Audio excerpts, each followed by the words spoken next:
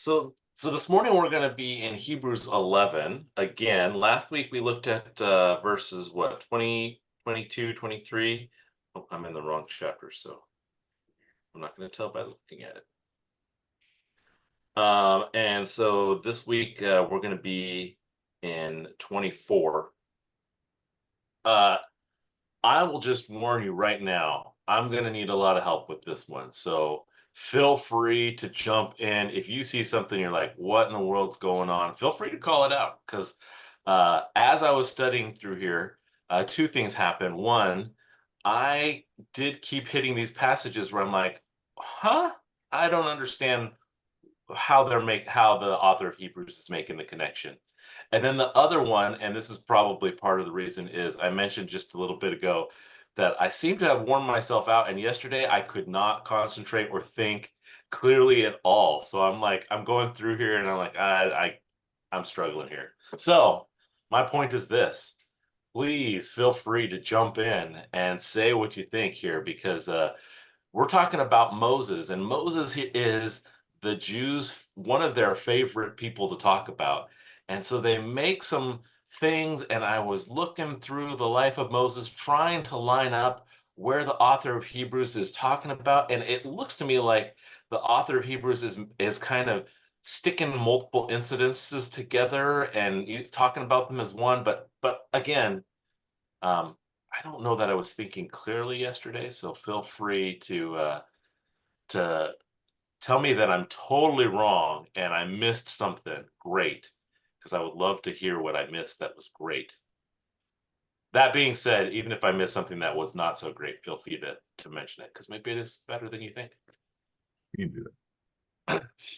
All right, so let's continue. We talked last week again about Moses, and I just mentioned last week I thought it was funny because it says by faith Moses, and then you're like reading the rest of the sentence, you're like, wait a second, this isn't about Moses, this is about his parents. And I thought that was kind of funny. But then we're in verse 24. So Charlie, would you mind reading for us verse 24 and 25? Hebrews 11, chapter 24. 11. Okay. By faith, Moses, when he became of age, refused to be called the son of Pharaoh's daughter, choosing rather to suffer affliction with the people of God than to enjoy the passing pleasures of sin. Yeah. So this was interesting. So what we're seeing, and the main point here is that by faith, Moses is identifying with the Jews and not the Egyptians. And that's the interesting aspect here, because he was a Jew, but then he was raised as an Egyptian in the family of the Pharaoh, right? He was raised by the Pharaoh's daughter. So he's in this place where he's got the luxury, he's got the great education, he's got all the cool stuff, the life that a lot of people would be like, "Oh, I'd like that." But instead, he identifies with the Jews. And there's a few interesting things that happen here. And at first I was like, is this talking about, when he goes out to see the Jews and he kills one of the Egyptians, or is this talking about something later? And I'm looking through, but let's look at Exodus chapter 2 and verse 11 through 15. So we're going to spend a little bit of time here in Exodus, because as I was reading this, I'm like, where's the faith that Moses displayed? What is the book of Hebrews talking about when they say that by faith he identified with the Jews? What does that mean? And so here's kind of one of the passages that I came up with, and this is Exodus chapter 2, verse 11 through 15. John, do you mind reading it? More than happy to. Excuse me. And it came to pass in those days, when Moses was grown, that he went out unto his brethren and looked on their burdens. And he spied an Egyptian smiting a Hebrew, one of his brethren. And he looked this way and that way. And when he saw that there was no man, he slew the Egyptian and hid him in the sand. And when he went out the second day, behold, two men of the Hebrews strove together. And he said to them that did the wrong, wherefore smitest thou thy fellow? And he said, who made thee a prince and a judge over us? Intendest thou to kill me as thou killest the Egyptian? And Moses feared and said, surely this thing is known. You said through 15, yes? Yes, please. Copy. Now, when Pharaoh heard this thing, he sought to slay Moses. But Moses fled from the face of Pharaoh and dwelt in the land of Midian, and he sat down by a well. Yeah, so this incident is interesting. I mean, the fact that the Hebrew person says, "Who made you a prince over and a judge over us?" I think that's kind of funny because wasn't Yeah. he kind of all in that aspect? Could he say like Pharaoh did? But then again, he is killing an Egyptian, so that's probably not. Actually, we know that the Pharaoh's pretty upset about that later when he finds out. So that thing is interesting. But you know, where's the aspect of faith that is happening in this whole incident? Is there an aspect of faith that is happening? Is it possible the author of Hebrews is talking about a different part? There's another passage we can look at too, and we'll get there when we look about the reproach of Christ. But as I look through all of these different aspects, I don't know that I could find a better thing that the author of Hebrews was talking about. I'm open to suggestions. But I'm also curious what you guys think is. I think after digging through this, I think I might have an idea of what this moment of faith is, but I'm not 100% sure. So I'd love to hear your guys' thoughts. Do you should I talk about what I think and then we talk about what you guys think, or if you guys have a thought now, I'm happy to hear what you think. I just glanced at the study part, and it says, despite having lived with privileges for nearly 40 years in Pharaoh's palace, Moses identified with the Israelites as his brethren. And I just started thinking about the times we're living right now, where everything around us is kind of telling us to go one way and live a certain way. But I don't identify with that world. I identify with my Christian brethren. And through my faith, I'm going to act a certain way and identify with them. That's the first thing that came to my mind.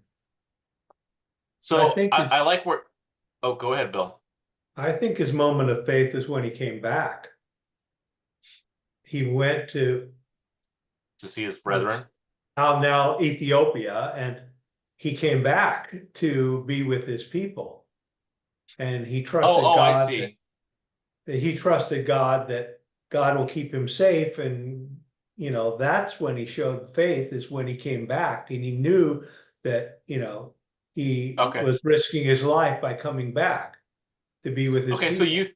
so you're saying this isn't his moment of faith. His moment of faith is later, after he's fled Egypt and he stayed with Midian for a while, the family over there, and then when he comes Right. back. Well, to Okay, me, that cool. showed more faith than leaving. Okay. And we'll get to that passage because I'm pretty sure that's what the next verse is talking about. But okay. So, John, what's your thoughts? So after looking at this and just trying to step back and look at this from Moses's perspective, if Moses was raised as an Egyptian, if he is educated as an Egyptian, then he has been exposed to all of these different gods, all of these different things. And my question is, where's his faith in Yahweh? Does he even know who Yahweh is, right? I'm sure he does. It sounds like he's interested in his family and his past, and so he probably knows a little bit about who Yahweh is. But why has he decided that he's all in with Yahweh and not with one of those other Egyptian gods or whatever? And I suspect that part of this is internally, he's got this sense of what is right and what is wrong. And when he sees that they're oppressing the Jews, he's like, no, that is wrong. And so I'm going to go on the side of being right. And so he's got the faith that there is something that decides what's right and wrong, but he doesn't quite know what it is yet. That's my thought on it. I don't know what you guys think. I'm just curious on what you guys think about it. I think that Moses definitely knew he was a Jew because his mother raised him. I mean, his mother was definitely a does. nursemaid, and his mother had a very strong faith in God. And I'm sure she passed that on to him when he was a young man. So I would say that he had a strong faith in God. he identified with the Jews, even though he was in Pharaoh's family, he was still a Jew, and he still got all the stigma, the put downs from being a Jew. I mean, he couldn't pretend to be something he wasn't. So are you saying then that it takes faith to identify with, it took faith for him to identify with the Jew? Yeah, I think he said, you know, I am a Jew, and there's nothing I can do about it. Yeah, I agree with Dan. I think Okay. that his mother nursed him, you know, through 8 and 9. It says that his mother came and nursed him, and I believe that his sister and his mother stayed in his life because, you know, she's the Pharaoh's daughter, and I'm sure she had people that were nannies to her kids and all that stuff. But I believe everybody. This is my thoughts. I believe that everybody knew that he was a Jew, and that Pharaoh's daughter had pleaded for his life with her father to keep him. I'll take care of him. I'll do all this stuff. But as a kid, when you're different, people aren't nice to you. And so he grew up doing all these nice things and all these great things, but he was always different. And he knew he was different. And he was led by that with his, like Dan was saying, his mother's strong faith in God. And that was probably instilled in him. And I really believe that he believed all the things about how he was going to be the savior of the Jews. I think he believed that. And so I think in killing this Egyptian, he was kind of taking his own life in I'm going to be the leader of this. I'm going to take care of my people. And then when they turned on him, that's when he got scared. And God sent him away. So you're saying the step of faith is he believes he's going to be the leader of the Jews to stop this oppression, and this is that first step that he does to take it. Okay. But okay. he takes it under his own power. He's not under God's power. And that's where right. he went wrong. And that's where God says, all right, you need to go away for 40 years and get a little humble there. And he becomes really humble because at the burning bush, we have all that stuff that went on. Well, I can't do this. The word that comes to my mind is righteous anger.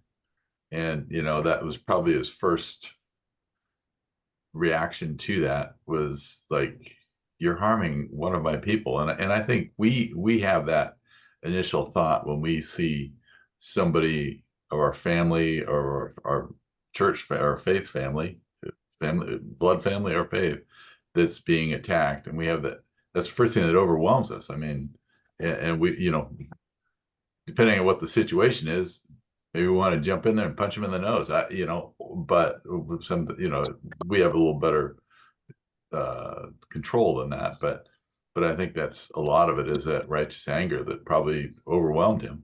And you know, kind of what Sean was saying too is that the guy said, okay, that's too much. You need to go away. So. I think if you read Hebrews, verse 24 and 25, literally, I mean, it says, by faith, when he became of age, refused to be called the son of Pharaoh's daughter. So to me, that probably excludes the fact, I mean, that probably, to me, it tells me his faith happened before this incident. Because it couldn't have been came back because there was no chance to, by the time he murdered somebody, there was no chance to come back to anything because they were going to kill him. Yep. So the act of, at least according to Hebrews, when he refused to be called the son of Pharaoh's daughter, had to have been before this incident, choosing rather to suffer affliction with the people of God. So he noticed the affliction, noticed that if he took sides with the Hebrews, he would, again, we're reading in between the lines, the commentary of what his heart was. None of us were there, right? But the commentary in Hebrews says he chose rather to suffer affliction, which means that he knew there was affliction for the Hebrew people.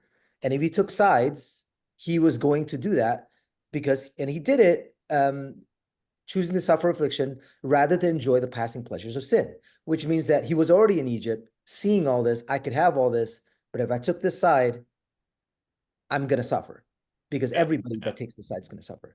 So then, interesting part to me is verse 26, esteeming the reproach of Christ greater riches than the treasures of Egypt, he looked to the reward. So there's some faith there. We don't know Totally. how. Obviously, it wasn't Jesus because he doesn't know who the name Jesus is. But perhaps there is some Messiah Yeah. doctrine, which it wouldn't be, strange given the fact Yeah. that the Hebrews would hold that. So I think all of this happened before. We just don't know exactly what shape it took place in. And that's and you're absolutely right. This is where I was struggling because these are all great possibilities, and they may be right. More than one of them may be right. It's just it's not actually in the book of Exodus. So I was struggling with this, and I like what you were saying because maybe in verse 11 of Exodus it says, "Now it came to pass in those days when Moses was grown that he went out to his brethren," and so maybe there is this act of faith here, as Rich was saying, where he's like, "Okay, I'm going to reject the Egyptian life, and I'm going to go out and I'm going to check out these Jews." And see what it's going to be like to live with them. So maybe that's what's going on. It's interesting. Anybody have any other thoughts before we move on to the next verse, which I really struggled with, but struggles is probably not the right word. I think about slavery and just the idea of being a slave. A Hebrew slave strikes out against an Egyptian, it's instant death for him. An Egyptian strikes out against a Hebrew slave, well, it's just a slave, who cares? It's kind of the same thing that we went through in America in the South. But slavery's always been that way through all the years. And I would even point out it might have even been worse than that because the Pharaoh who was Pharaoh while Moses was being born, he actually wanted them killed, right? He's like, those Jews, they're growing too fast. Kill the kids. Do what you can to stop them from growing as a nation. And so they may have been even may have been encouraged to take the lives of the slaves, just whenever. Just go for it because that will help us. Yeah. All right. So let's move on. And this is something that Rich brought up. So we're just gonna read that real quick. I gotta look at my notes. This is verse 26 and 27 in Hebrews. So we're in Hebrews 11, and we're gonna read verse 26 and 27. And I'll just read it. This is interesting. So actually, you know what? I'm going to start in verse 24. We'll just reread that so we can get it together. It says, verse 24, by faith Moses, when he became of age, refused to be called the son of Pharaoh's daughter, choosing rather to suffer affliction with the people of God than to enjoy the passing pleasures of sin, esteeming the reproach of Christ greater riches than the treasures in Egypt, for he looked for the reward.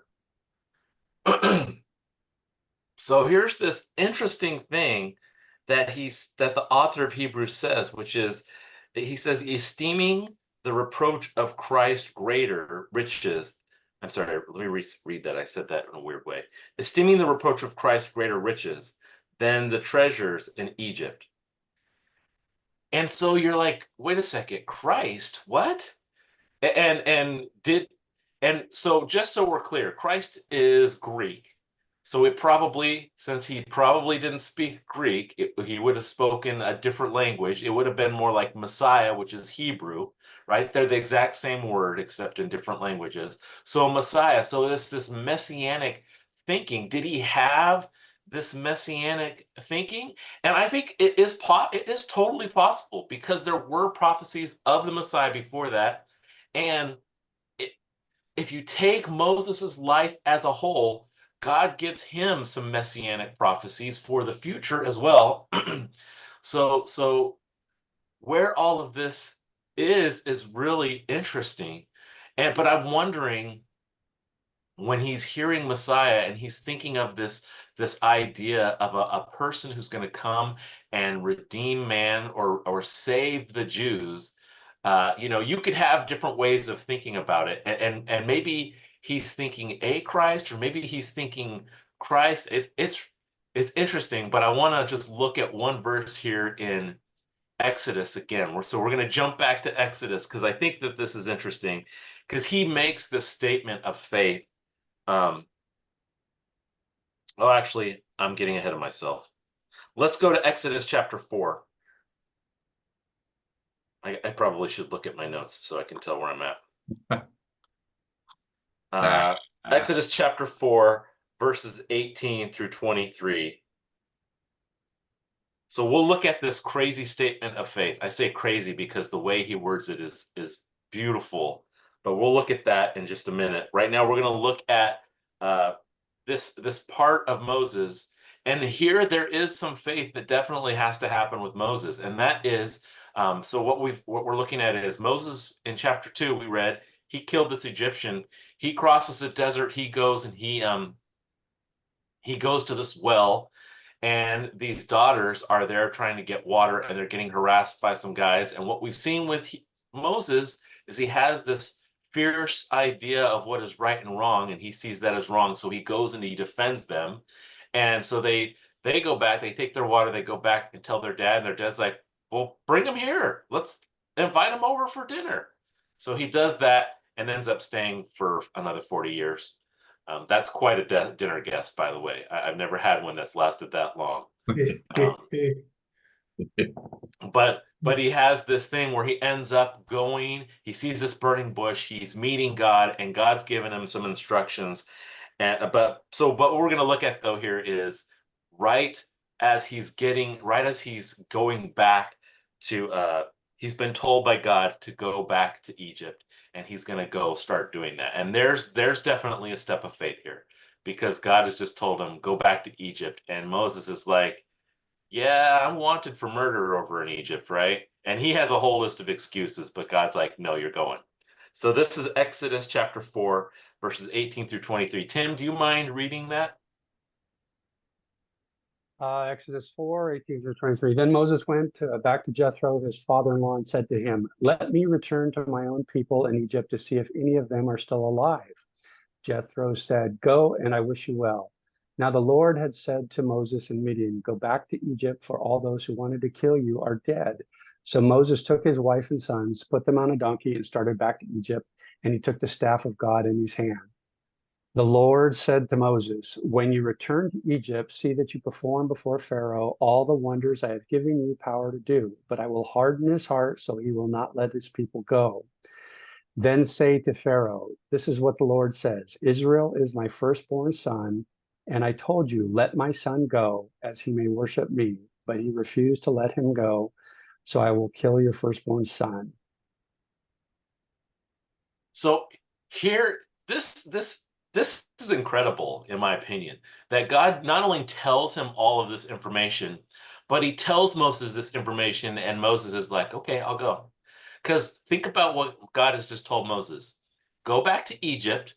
The people who want to kill you, they're not alive anymore, so you'll be okay. But you're going to go back and you're going to tell them, let my people go. And he's not going to do it. The Pharaoh's not going to do it. And I'm going to kill his firstborn son.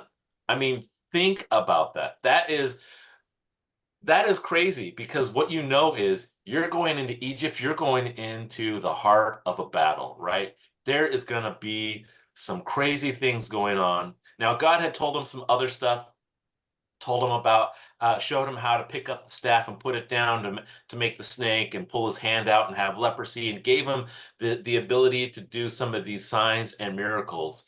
He tells him about how he can pour the water out and it's going to be blood, and he can turn the water to blood.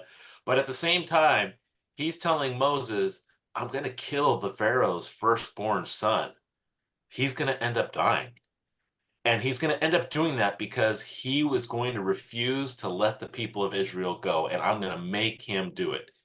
And just to think, okay, if I am a Jew and I kill an Egyptian and the Egyptians want to take my life, I've already experienced that. But now I'm a Jew and I'm going to go, and the son of the Pharaoh's life is going to be forfeit.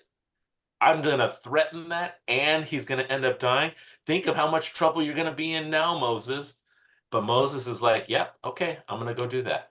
And I think that that's a pretty incredible thing that Moses does here. I don't know. What do you guys think?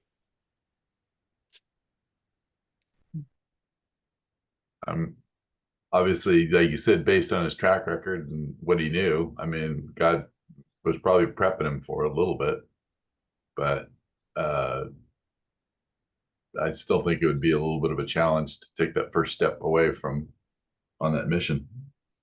Yeah.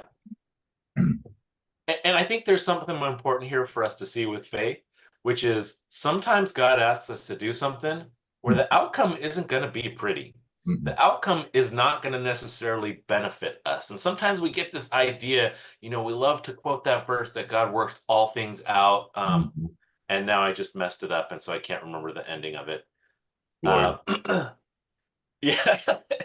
Anyways, but we like to quote that. And we like to think, oh yeah, all things are going to work for good, right? For those who put their trust in Christ.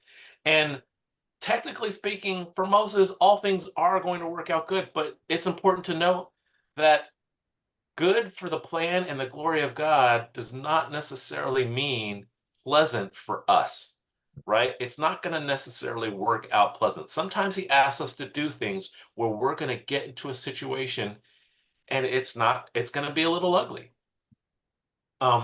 Just Wednesday I was over in Tracy and we were going over Gideon, and God tells Gideon to go tear down this altar. And the result of him tearing down this altar is the Midianites and the Amalekites gather together to get to war to kill Gideon. And so he's got to have these thoughts of like, wait a second, God, I did what you told me to do. What's going on here? And this is the same type of thing where God's telling Moses he's going to go do something, and he's going to get himself into a situation that's going to be a little sticky. Also, if you look at the story of Moses when he was at the burning bush, God grew his faith at that point. He saw a bush that was burning but not burning. He, threw down his staff. It became, a snake. He picked it up and it became a stick again. God kind of grew his faith so he could go do that. And Moses still had arguments. Well, I can't speak. I can't do all these things. And God just knocked down each one of those. And I kind of look at how our lives are sometimes. God's growing our faith when we do step out in faith. And when we do something that, we may argue with him and say, I know for me, I argued with the Lord for 2 months before I became a missionary. He and I went toe to toe because I didn't want to go. And I understand exactly where Moses is in that fact. But in the end, by going, you see where God's hand was and how he's growing that faith. And there's a couple of good points there. And one that I think is really important, which is hearing from God makes a huge difference in our faith. And you talked about the burning bush. He goes up to the burning bush. He's having a conversation with God. I mean, if you just stop and think about that, that's pretty incredible. And that in itself is going to be faith building. Right. But on the flip side of this, we have God who's being totally honest with Moses and telling him there's going to be some trouble up ahead here. You're going to be going and doing these things, and things are going to get hard. And that also helps us because then we're not taken by surprise. When, this is one of those things that people can mislead Christians by saying, hey, when you're a Christian, everything's going to work out great and everything's going to be good and it's going to be easy. And then what happens is things get hard and you're like surprised by it. Wait a second, why are things hard? But God doesn't do that with Moses. He's like, Moses, it's going to get hard. But I already told you it's going to get hard. So you Right. know it, so you can put your trust in my plan because I know exactly what's going to happen. And I think that also is strengthening the faith of Moses. It's pretty cool.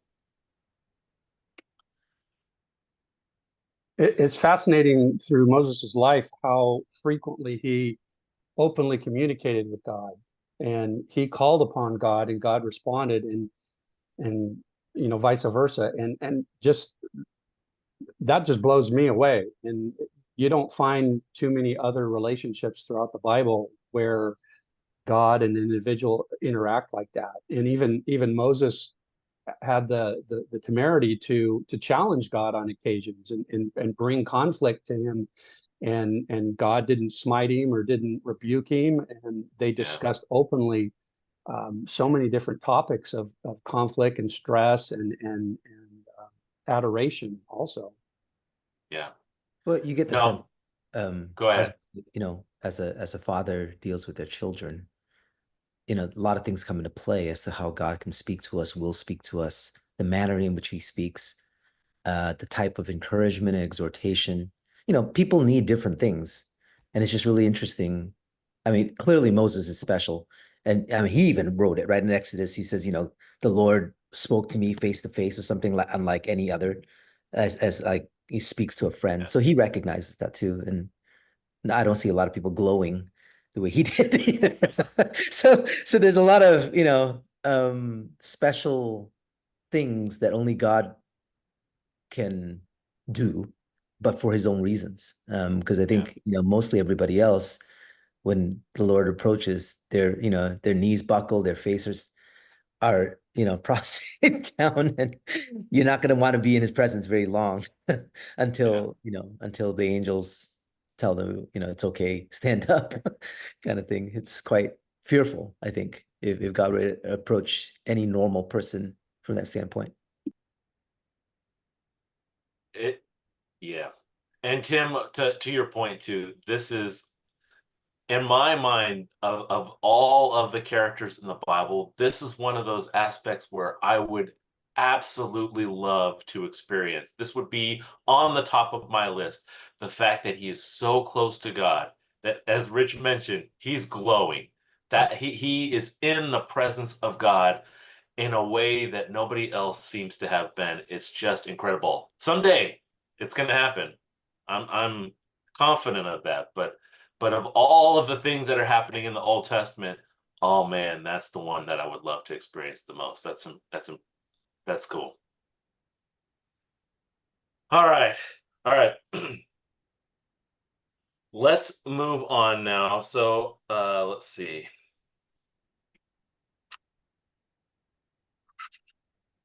So we also mentioned the reproach of Christ, and this whole idea that he's identifying with Christ in a way that's where he's like, I'm going to identify with the Messiah, I'm going to identify with God in this way, giving up. And it's interesting what it says in Hebrews. It's worth bringing up for just a minute here. So let's see, what was that? What does he say in verse 26? Verse 25, he says, choosing rather to suffer affliction with the people of God than to enjoy the passing pleasures of sin. And I think that is interesting, that he's decided to identify with the Jews, he's decided to identify with God, and he's giving up this Egyptian lifestyle. But notice how it's described. It's the passing pleasures of sin. That's the description of the Egyptian lifestyle. Why do you think that that's how it's describing that lifestyle? They're rulers, right? He's living in the Pharaoh's household. He's living in this royalty. Is it because they're just wealthy and in charge and in power? Is that what's the sin? Why do you think that it's described as their lives as this pleasure, this passing pleasure of sin? Because what the Egyptians had is false gods, and that's a sin. And so they're far away from God. And so that's the life of sin is like us, is when we're following our idols, which is whatever you put your life into. That's truly what I believe is the life of sin, is that the other idols. And just to be clear, when we're talking about other idols, in man's history, when they decide to follow other gods and other idols, and specifically when they have a lot of them, the idea is you can do whatever pleasure that you like and find a god to support it, right? You can find one that makes things better for you, who's going to bless you because you're doing this specific type of act of worship, or you're doing this thing. And so there's this idea here that you can choose, you can pick your god and do what you want to do, so that so that you can enjoy your life. And that's not the way God works, right? That's not the way Yahweh works. He's like, no, I'm telling you what's right and wrong, and I'm the only one who gets to do that, and you have to follow him. So it's a interesting think way of And thinking if things. there's not a God for your pleasure, you make a new God. Yeah, why not? Yeah, let's make another one. Yeah, I think it's important that Hebrews calls out the real contrast is it's either, you know, because it's clear it's pleasure now, so it's pleasurable in any sense, and it's riches now, you know, that he forsook. Yeah. But he didn't say I just forsook that, you know, just because he's looking for something more long lasting, something more eternal, and something greater and better. So the contrast is always going to be what's better later. I mean, Jesus puts it, you know, don't work for the things that moth and rust destroy, except lay up for your treasures in heaven. So we know the New Testament contrast, but I think it's the same thing here. There's some element of faith he's looking at and say, I can have this now because clearly it's before me, but I somehow he knew better. And that's where and still you have to have faith to adopt that kind of outlook, because to resist that kind of temptation and the pleasure now, a lot of people can't do it. I mean, as evidenced by the world that chooses now over the future. You know, especially now in this day and age of instant gratification, it gets even harder to choose later versus now. You know, something better later versus something I can have now. But that's the contrast. And I think there has to be an element of faith there, because if you don't have faith, how can you choose later if you really didn't believe? You'd be stupid, because, you know, that faith in something later has to be much greater than what you're giving up now in order to even make that kind of decision for most people. And we experience that every day. I think that's a credit to him somewhere. We just don't know all the details of what he was thinking, but Hebrews seems to imply there's an eternal component to it that he knew. Yeah. And he decided, yeah, that's much better. So I'm gonna, you know, give this up now. Yeah, no, it's great. It's amazing. And that's something that we need to emulate with Moses, right? Is to keep our eye on the actual later prize and not on the quick, easy pleasures of what we can get now. That's great. All right. So let's look now. Let's see. Let's jump back to Exodus, but we're going to go to verse 12. I'm sorry, chapter 12. So as we're kind of going through Exodus or through Moses's life, we've skipped a ton. There's a lot, right? Most of Exodus is about Moses's life. So we're skipping a lot, but I'm just pulling out some passages here that I just thought were incredible, that kind of highlight what we're looking at in Hebrews. And I just this one thing that happens here in Exodus chapter 12, I just love it. I love it whenever we talk about God being salvation, and this is one of those places that he does that. So just so a little bit of context, Moses has come down. The 9 plagues have happened. And actually, I scratched that. The 10 plagues have happened. All of them have happened. The Hebrew son has died. So not the Hebrew son, the Pharaoh's son has died. Actually, I keep getting ahead of myself. This is not that one. This is one more. I gotta look at the time. Maybe we should just go to that one. Let's just go to that one. So let's see. We're just gonna go to the Red Sea because we do talk what that is in Hebrews. Actually, let me just read that real quickly. Sorry, I'm a little scattered today. I mentioned that I struggled with things yesterday. So I'm going to read from Hebrews chapter 11, verse 29. So I'm just going to jump into that next verse so we can see this other thing that it talks about Moses, and then we'll talk about that. So actually in verse 27, it says, by faith he forsook Egypt, not fearing the wrath of the king, for he endured as seeing him who is invisible. By faith he kept the Passover and the sprinkling of blood, lest he who destroyed the firstborn should touch them. By faith, they passed through the Red Sea as by dry land, whereas the Egyptians attempting to do so were drowned. And so the part that I skipped was by faith in the Passover, which is again another incredible thing that happens, right? With it does take faith. And what is really cool about that incident is God tells Moses what's going to happen, that there's going to be an angel that's going to come through, and he gives them instructions on what to do with that lamb and taking the blood and putting it over the doorpost. So that angel goes past their house. He passes over their house so their children will live. Their firstborn son will live. And everybody who's not, their firstborn son is not going to live. And what's incredible about that part is not that Moses had the faith that this was going to happen, but that faith was contagious, because Moses goes and he tells the elders, and then the elders go and they tell the rest of the people, and the rest of the people do it. And they're like, okay, Moses, you're trusting in God, and we see you're trusting in him, and we trust in him too, so we're going to follow after you. And there's a cool aspect there of how all of that happens. So that happens. The Pharaoh's son dies. And the Pharaoh's like, okay, you guys, you get out of Egypt, get out of here. And so they are leaving. They've gathered everything up. They've actually plundered the Egyptians. They've asked them for gold and stuff, and the Egyptians give them to them. Lots of really cool stuff happens in this whole thing, right? And so they're on their way out, and they're heading towards the sea, and the people are starting to complain because Pharaoh changes his mind and he's sending his army after them. And they're like, what have you done, Moses? You're taking us out to just get killed over here because there's no graves and nowhere to bury us over in Egypt?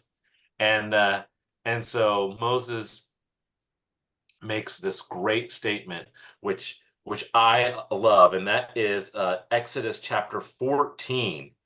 So let's jump over to there. Exodus chapter 14, verses 1 through 4. And then we're going to read 13 and 14. So 1 through 4, it says, now the Lord spoke to Moses, saying, speak to the children of Israel that they turn and camp before this place, between this other place and the sea, opposite Baal Zephon, and you shall camp before it by the sea. For Pharaoh will say of the children of Israel, they are bewildered by the land. The wilderness has closed them in. Then I will harden Pharaoh's heart so that he will pursue them, and I will gain honor over Pharaoh and over all his army, that the Egyptians may know that I am the Lord. So here's this crazy thing that God's like, okay, you Jews, you know that I'm the Lord. I'm the one saving you. So Moses, I want you to take them and put them in this place where they can't escape. And then I'm going to send the Egyptians after them. And I love what God's saying here, because I want them to know that I'm the Lord. And this is an incredible thing. And here's an important point we need to know about faith, which is knowing that God is really God does not actually mean we'll have faith in God, right? Because after all of this, the Egyptians absolutely know that God is real, because he conquers an entire army all on his own, and they know it. And at the same time, they do not follow after him. They do not turn. They do not repent. They don't chase after Yahweh. They're still following their own gods. And so there's an important point to know that faith does not mean you know who God is. Faith is that you have this relationship and you put your trust in him. And that's where the Jews are. They know who Yahweh is, and they're like, okay, we know who you are. We're going to follow you. We're going to trust in you. And we have the Egyptians who are like, okay, Yahweh, we know who you are. We're going to rebel and fight against your plan. And so the aspect of knowing that God is the same for both the Egyptians and the Israelites, but only the Jews are the Israelites are the ones that are following after him. Any quick comments before we look into this last passage? It's Friday, September 13th. The time is 7 a.m. That was very similar to when the Jews were in captivity in Babylon, that God demonstrated his power with Daniel, and they realized that his God was more powerful than theirs. It didn't make them believers, but they did learn to respect it. And some of them may have become believers, but we don't have Yeah. any accounts of the Israel or of the Egyptians doing that. So it is very similar. You were right. But it's just interesting how there are some people, Nebuchadnezzar, we could have some arguments about where Nebuchadnezzar was. Yeah, But the Pharaoh and the Egyptians, it's very clear they're enemies of God. They never repent. They never change. The Jews were in the process of building the pyramids, were they not at this time? That is what a lot of people believe. It could have been the pyramids. They built a lot of stuff, so it could have been any of that They're stuff. building a lot of stuff, right? And generally the Yeah. stuff they were building was for one of the gods that the Egyptians were worshiping. Or there was all that they're carving it into it, right? And so it made me just think about how that would grow their faith and seeing all this stuff being built, and again, treasures on earth that deteriorate, right? Versus your Yeah. God in heaven that's everywhere. And so it just made me start thinking about that different as these things are going up and these Egyptians are watching these things get built, how the different religions and philosophies would contrast. That's interesting. So does that mean that the pyramids won't survive the millennial reign? I don't know. yeah. It's I want good. Go You ahead. have to be there. You have to be there on Wednesday night to find the answer to that. Well, it says a new heaven and new earth, so I don't know. That's at the end of the millennium, though, right? Yeah. I'm getting a little bit confused. I think that is. Yeah, the 1,000 year, he's just returning to earth as is. So I wanted to redirect back to, I think it's all related in Hebrews 11:27. Yeah. As we talked about, he forsook Egypt, but really the latter part of this verse, not fearing the wrath of the king, for he endured as seeing him who's invisible. It's really interesting. The word that stood out for me was endured. So this wasn't a single moment of faith in which, hey, from here on, it's a constant testing, because Pharaoh obviously got angrier and angrier as things go. And it didn't get smoother. You would think after one miracle, he might let you go, and two miracles, he might let you go. But it got worse in a lot of different ways. And I think it's important that we take notice that our faith also has to endure, because God doesn't always deliver after the first or two or three or four miracles. In this case, he ended up with 10. But we don't want to take lightly or for granted that Moses endured 10, had to go back 10 times either.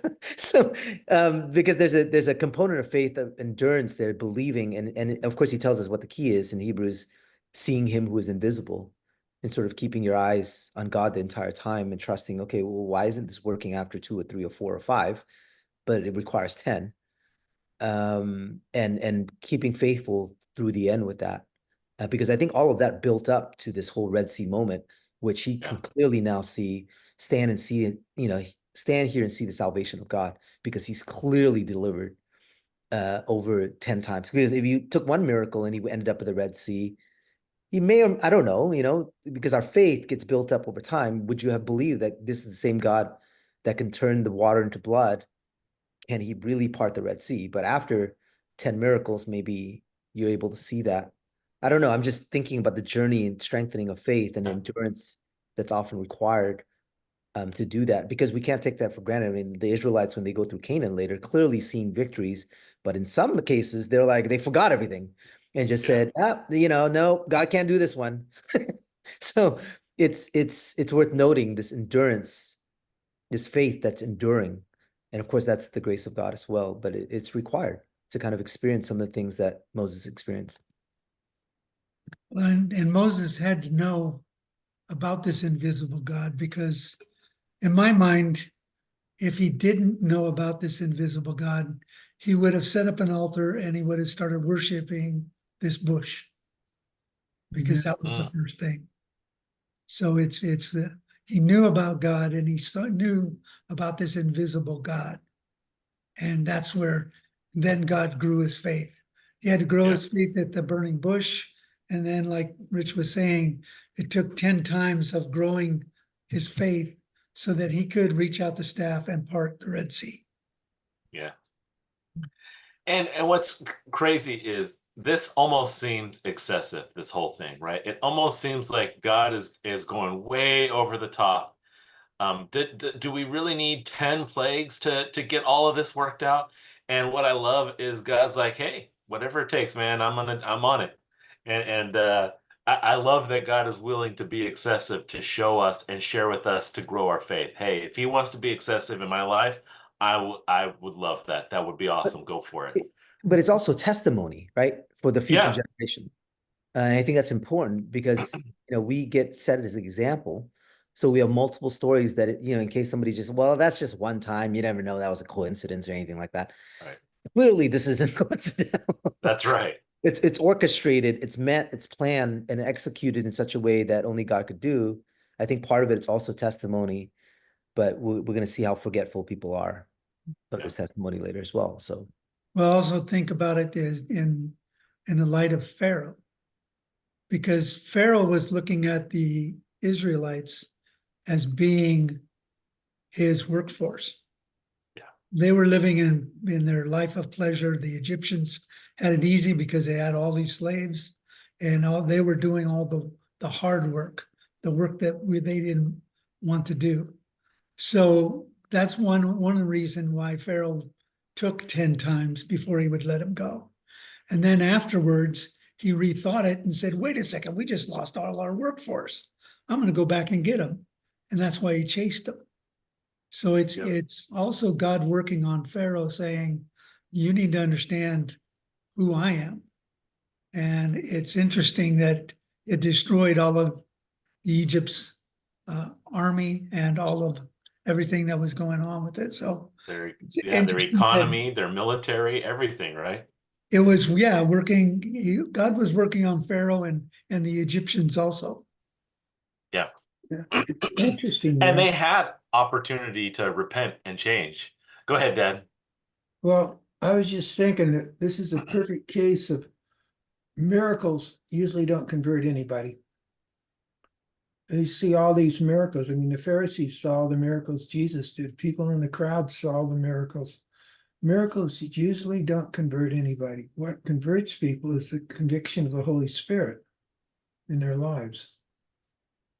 Yep. And it's just a point. No, it's a good point.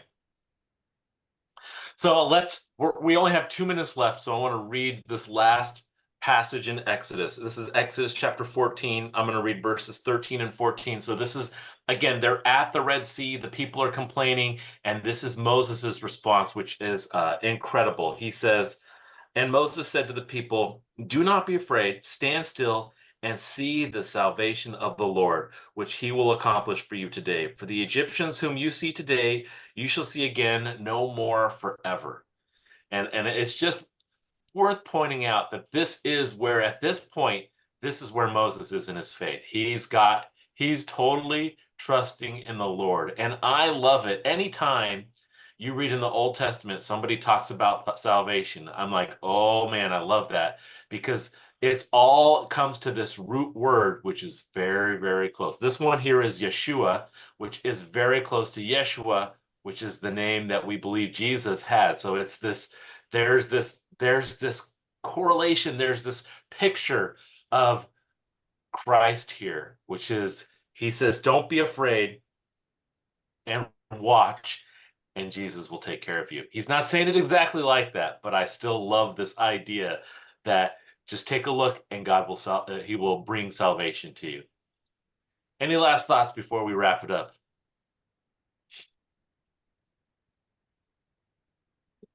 All right. I apologize for my disorganization this morning. I keep getting ahead of myself. But we finally got there. So we will see you all next week. Let's pray. Let's see. Dad, would you mind praying for us this morning?